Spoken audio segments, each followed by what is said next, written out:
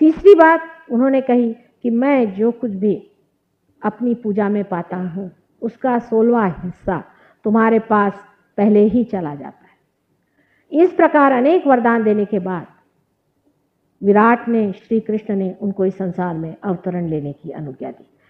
जब ईसा मसीह अपने पिता की बात करते हैं तब वे कृष्ण की बात करते हैं, विराट की बात करते हैं। उन्होंने हमेशा अपने पिता की बात की क्योंकि उनके पिता उनके साथ संसार में अवतरित नहीं हुए थे। उनकी माँ साक्षात महालक्ष्मी थी, आदिशक्ति थी। उसी को उन्होंने होली घोस्ट कहा हुआ है, लेकिन उस वक्त उन्होंने होली घोस्ट की बात इसलिए नहीं की, अपने माँ को होली घोस्ट या कोई देवी के रूप में उन्होंने दुनिया से नहीं जताया, क्योंकि अगर उस वक्त के दुष्ट राक्षसों को यह पता हो जाता कि यही होली घोस्ट है तो उसके पीछे पड़ जाते। अगर ऐसी हालत आ जाती तो जीसस क्राइस्ट खुद इतने बिगड़ जाते कि उनकी जितनी भी संहार शक्तियां हैं उन्हें लेकर के वो तहस नहस कर देते। जीसस क्राइस्ट के पास 11 रुद्र हैं, माने 11 संहार शक्तियां हैं। वो हमारे माथे पर 11 संहार शक्तियां हैं।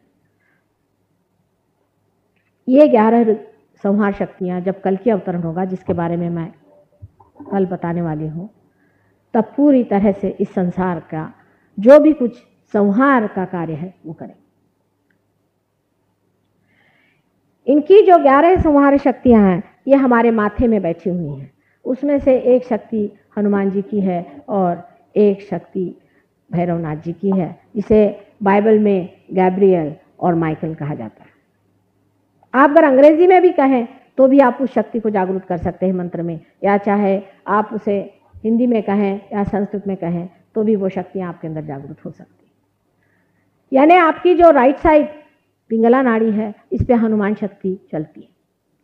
जब आपकी राइट साइड चलती नहीं और उसमें तकलीफ रहती है तब हनुमान का नाम लेना पड़ता है। उस वक्त अगर आप गैब्रियल का भी नाम लें तो भी वो शक्ति चालू हो जाती है। लेफ्ट साइड की जो शक्ति है उसमें सेंट माइकल या जिसे हम भैरवनाथ जी कहते हैं उनकी शक्ति चलती है। अगर लेफ्ट साइड आपको चालू करनी है तो आपको भैरवनाथ जी का सहारा लेना पड़ता है। अगर आप सेंट माइकल का भी नाम लें तो भी ये शक्ति आप चालू कर सकते हैं, या आप मंत्र से इसकी जांच कर सकते हैं, इसका पड़ताला ले सकते हैं कि जो हम बात कह रहे हैं वो सही है या नहीं। इस प्रकार आप जान सकते हैं कि जो लोग आपने को ईसाई समझते हैं या हिंदू समझते हैं या मुसलमान समझते हैं और आपस में बेकार की बात पर झगड़ा करते हैं, वो महामूर्ख है। क्योंकि एक ही वृक्ष पर उगे हुए ये पेड़ सब आपस में रिश्तेदार हैं। ईसा मसीह ने कहा है कि those who are not against me are with me. ये सब उन डेटीज की बात कर रहे हैं कि जो हमारे अलग अलग चक्रों पे बसे हुए, ये सब रिश्तेदार हैं आपस में। बस हमारा ही रिश्ता उनसे नहीं जुटता है, इसलिए हम एक एक को पकड़ करके, जैसे कि पेड़ पर से आप फूल को हटा लीजिए, उसकी जीवंतता आप निकाल लीजिए और मृत पुष्पों को लेकर के आपस में लड़ते रहें, उसी प्रकार की ये एक दशा है। आपको आश्चर्य होगा कि सहयोग में कुंडलिनी का जागरण आज्ञा चक्र पे बहुत निर्भर रहता है। अधिकतर लोग आजकल के जो संसार में विवरण कर रहे हैं, इन पे अहंकार की बड़ी छाप है, क्योंकि हम लोग ज़्यादातर अहंकार से प्रवृत्ति में फंसते हैं। अहंकार ही हमको कहीं पे घुसाता है और अहंकार से ही उसको पुष्टि देने वाले जो कुछ भी कार्य हम करते रहते हैं। इस अहंकार को ठिकाने लगाना है तो हमें जीसस क्राइस्ट को याद करना पड़ता है। आपके जहाँ मैं सबको सिंदूर लगा रही हूँ, आपको आश्चर्य होगा कि जीसस क्राइस्ट का ही चक्र में घुमा रही हूँ, उसी को मैं जगा रही हूँ। आप जो ये टीका मेरे माथे पर रख रहे हैं, ये उसी के खून का टीका है, इसका प्रतीक है। इसलिए ये जो लाल रंग है इसका बड़ा महत्व है। इस खून में वो प्रतीक है जिसमें दिखा गया कि परमेश्वर ने अपना इकलौता बेटा इस संसार को दिया और उसको आपने खून से लथपथ कर दिया। उसकी पहचान है जिससे आप पश्चाताप करें और अपने मूर्खता पर और अपनी दुष्टता पर खिन्न हो और उसके बारे में विचार करें कि हमने ये क्या किया। हम लोग सोचते हैं कि ये माता जी ने सिंदूर लगाया है या हमने सिंदूर लगाया है तो ये कोई तो भी हिंदुओं का चिन्ह है। इसके बारे में आप अगर बाइबल में जॉन्स रेवलेशन पढ़ें तो आपको समझ में आएगा कि उसमें लिखा हुआ है कि उन लोगों पे वो मार्क लगा रहेगा जब ये 11 रुद्र लेकर के सफ़ेद घोड़े पर बैठकर कल की आएंगे। कल की नाम उन्होंने लिखा नहीं, उन्होंने कहा उसका अपना ही नाम रहेगा और उसको वही जानेगा, लेकिन सफ़ेद घोड़े पर वो आएंगे तब वो जान जाएंगे कि आपके माथे पर किसका मार्क लगा हुआ। उस मार्क से वो पहचान लेंगे कि ये कौन है। यहाँ तक कि उसमें मेरा भी बहुत वर्णन किया हुआ है कि किस तरह से सहयोग होगा और किस तरह से लोग इसको पाएंगे और किस तरह से होली घोष स्वयं आ करके इन लोगों को पार कराएंगे। क्योंकि ईसा मसीह का अवतरण हमसे पहले हो चुका है, इसलिए सबसे ज़्यादा विशद रूप से उन्होंने इस मामले में कहा हुआ।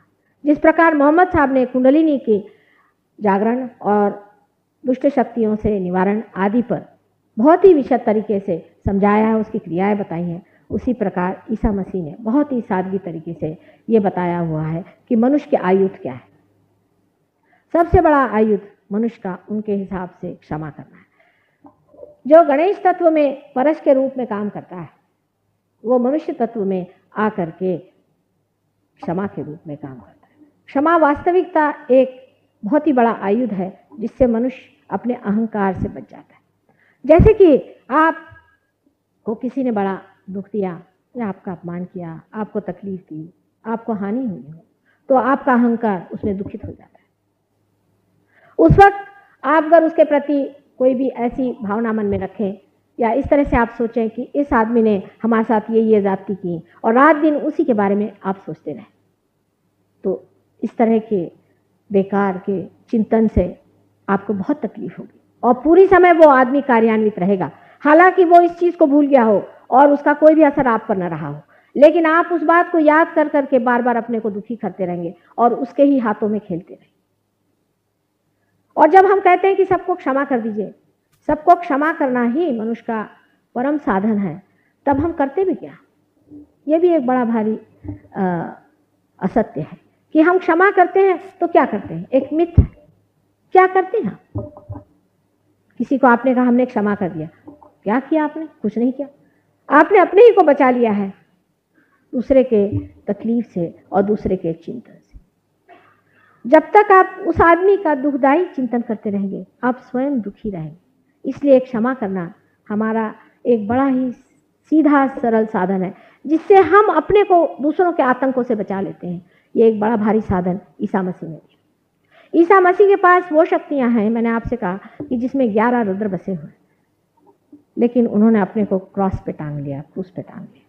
किस लिए टांगा उन्होंने अपने को क्रॉस पर? जब उनके पास सब शक्तियां थी, वो सबको हनन कर सकते थे और सबको खत्म कर सकते, और साक्षात जहां उनके साथ आदिशक्ति उनकी माँ रोती हुई खड़ी हुई थी, उसे बर्दाश्त नहीं हुआ क्योंकि आखिर मनुष्य जन्म में थी।